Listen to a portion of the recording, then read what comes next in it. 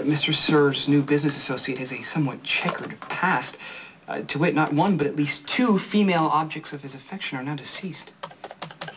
Give me the details. Well, the most recent one, Oksana Valeria, evidently she and Karpov were engaged in a session of carnal pleasures on the balcony of a 10th floor hotel. The sexual acrobatics combined with copious amounts of alcohol allegedly led to her losing her balance and plunging to her death over the railing, where she was pushed. Well, there's another woman. Well, there was another woman, Olga Cheshnikov. She, too, met with an untimely, violent death after an association with the Russian rogue of the underworld. So he's never been arrested? There's no evidence. He's got money. He paid people off, Spinelli.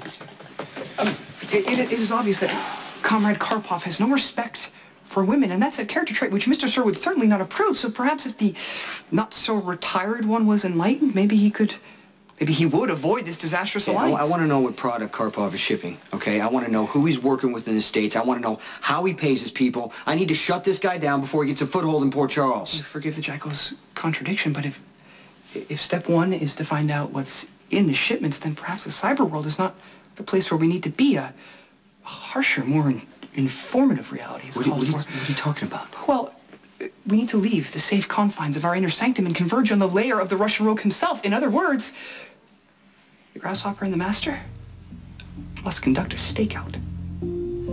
First, the stakeout's a waste of time. Yeah, but we could hide under cover of darkness, bring snacks. You know what? Quit it with the snacks, okay? I'm going to send somebody else to stake out the warehouse he's using, all right? You know, Jackal PI is quite capable of field surveillance work. In fact, he relishes it. Well, the Jackal PI needs to be right here because this is what you do. You're better than anybody. Yeah, but that is what you trust me to do. I know that you doubt my physical prowess, but I have learned at the feet of the master, and I just wish to spring into action and...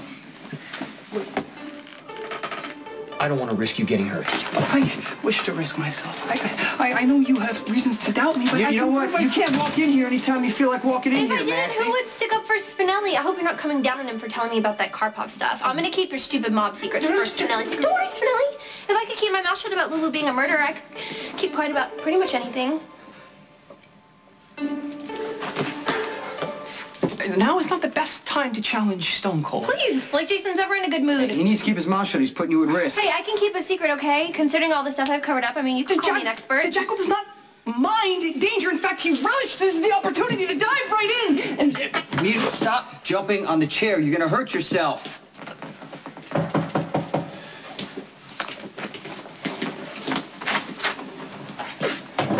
I'm sorry to bother you, Mr. Morgan, but Mr. Jax is out of town, and I thought this was important. Did something happen with Carly? She left the hotel with a guest. It said she was going for a drive. What guest? Andrei Karpov. Okay.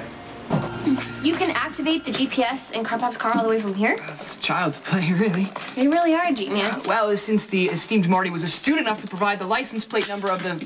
Okay, I need you to focus right now and tell me where Karpov's taking Carly. Give Spinelli a little credit. I need you to be quiet or you're going to leave. Karpov and the Valkyrie have reached their destination. The vehicle is no longer moving. Oddly enough, it's the warehouse I mentioned for surveillance. Okay, I'm going to go get Carly. I will provide backup! No. I'm going by myself. But you did good. Okay? Thank you.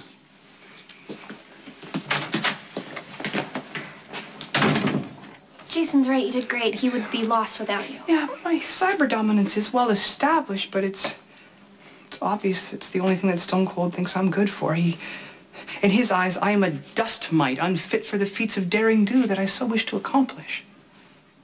It was useful for only one thing in the Stone Cold world. Wouldn't you rather be the best at something than just another one of Jason's goons? Stone Cold does not have goons, Maximus. My point is, everybody has a place. I mean, take the fashion world, for example. Some are meant to be models, others are meant to be designers. Some people are just meant to be fashionable. I have great instincts and look good in almost anything I wear.